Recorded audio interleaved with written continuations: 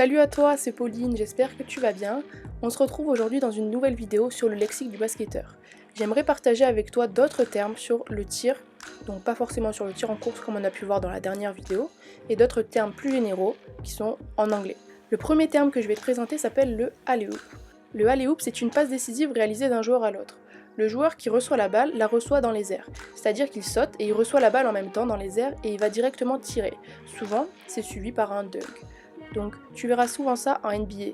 En France, dans les équipes amateurs, c'est très rare, sauf que quand il y en a, ce n'est pas avec un dunk. En parlant de dunk, je vais t'expliquer ce que c'est. Le dunk, c'est le tir le plus agressif qu'il puisse y avoir au basket. En effet, ce tir consiste à marquer un panier en s'accrochant à l'arceau. Tu peux t'accrocher à l'arceau avec une ou deux mains. Toujours en parlant de tir, il y a aussi le tir claquette. Cette action rejoint un peu le alley-oop, c'est-à-dire que tu vas prendre un rebond offensif et mettre le panier directement. Tu vas prendre un rebond offensif sans toucher le sol, c'est-à-dire que tu vas sauter pour attraper le ballon et directement retirer. Pas besoin de toucher les pieds au sol, ça s'appelle une claquette. Il y a aussi un terme qui s'appelle le fade away. Le fade away, c'est un tir où tu vas être en équilibre sur un pied en te basculant en arrière. Tu as dû souvent voir ce tir par Dirk Nowitzki. Donc c'est un tir où tu recules en arrière et en même temps tu en appuies sur un pas et tu tires. Il y a aussi le buzzer beater. Donc le buzzer beater, c'est un tir réussi juste avant que le buzzer sonne. Donc le buzzer peut sonner dans plusieurs cas de figure. À la fin d'un quart-temps, à la fin d'une mi-temps ou à la fin du match. Il y a aussi les changements, mais ça compte pas. Donc le buzzer beater, c'est donc quand tu réussis ton tir juste avant que le buzzer sonne.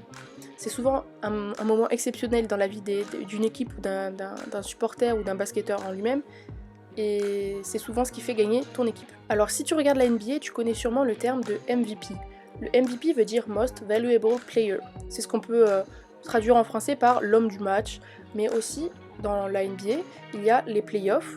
Et tu peux être le MVP des playoffs, c'est-à-dire le MVP, le meilleur joueur des playoffs. Pas forcément que d'un seul match, mais de tous les playoffs. Pour rejoindre le terme de buzzer beater, il y a le terme clutch. Tu peux être un joueur clutch, c'est-à-dire que tu vas réussir à mettre tes paniers dans les moments très important du match. Souvent, quand un match est serré et qu'il reste que quelques secondes, c'est toi qui vas faire gagner ton équipe par un tir. Justement, pendant ces dernières minutes du match, on appelle ça le money time, c'est-à-dire que les 2 dernières minutes d'un match serré sont très importantes. C'est dans ces 2 dernières minutes que tu peux prendre l'avantage sur l'équipe ou non. Il y a d'ailleurs des règles spéciales pendant ces 2 dernières minutes. Je t'invite donc à aller voir la vidéo des règles du basket pour en apprendre un peu plus sur ces 2 dernières minutes du match. On parle beaucoup de tir exceptionnel, d'être un joueur clutch, d'être bon dans le money time, mais il y a aussi le terme airball.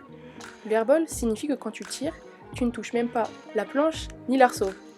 C'est un moment vraiment très gênant quand tu en fais, et souvent cela s'ensuit d'un gros trash talking. Donc le trash talking, c'est le fait de se moquer ou de déstabiliser ton adversaire en parlant. Donc regarde bien le t-shirt que j'ai, Talking Game, parce que le basket est un sport vraiment riche en trash talking, donc c'est pas non plus très fair play, mais ça fait partie du basket. Un des meilleurs trash talkers, c'était sûrement MJ, Michael Jordan. Donc voilà, c'est fini pour cette deuxième vidéo sur le lexique du basketteur. J'espère que cela t'a plu. N'hésite pas à t'abonner et à laisser un commentaire si tu as d'autres termes que tu veux que je t'explique dans la prochaine vidéo. Ciao!